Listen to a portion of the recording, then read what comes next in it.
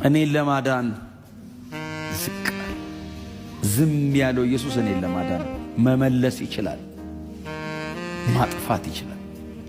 ሊያግዙት ሲሞክሩ ሰይፋችሁን መልሱ ያለው ሰይፉን የመዘዘውን ሰውዬ ለማዳን፣ ጆሮ የተቆረጠውን ሰውዬ ጆሮ ለመለጠፍ ብቻ አይደለም፣ ለሱ ሰውዬ ዘላለም ሕይወት ለመስጠት ኢየሱስ እዛ ድረስ መውረድ ነበረበት።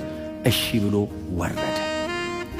ድነት ሳልቬሽን አይ ከጨጓራ መዳን አይደለም ድነት፣ ጉንፋን ማስለቀቅ አይደለም ድነት። አምላክ ሰው ሆኖ መስቀል ላይ ነው የሞተው። አይ የሆነ የሞተ ሰው አምጥቶ ተጸልዩለት ተነሳ አልተነሳ ይሄ አይደለም ድነት። ሳልቬሽን ከዘላለም ሞት ነው የዳንኩት ነኝ። አይ ሞት ኢንተራፕት የማያደርገው ሞት የማይበጣብጠው ህይወት የተሰጠኝ ኢየሱስ ሞቶልኝ ነው። ሞት ለምንድን ነው የማያስፈራ? ኢየሱስ ሞታ፣ ሞትን ይዞት ሞተ።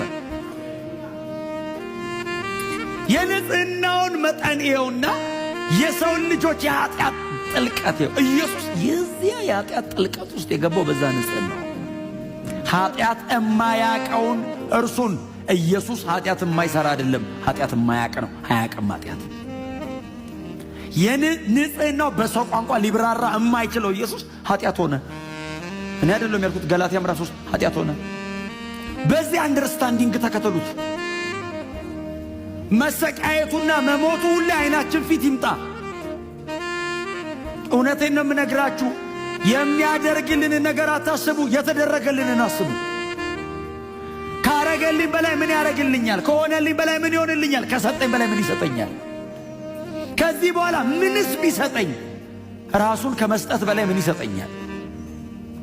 የመጨረሻው እኮ ክብሩ ነው። ክብሩን ሰጠኝ። የመጨረሻው እኮ ማንነቱ ነው። ራሱን ሰጠኝ። መስቀል ላይ ሞተልኝ። አልበቃ ብሎት እኔ ውስጥ ገብቶ አደረ። ሳልቬሽን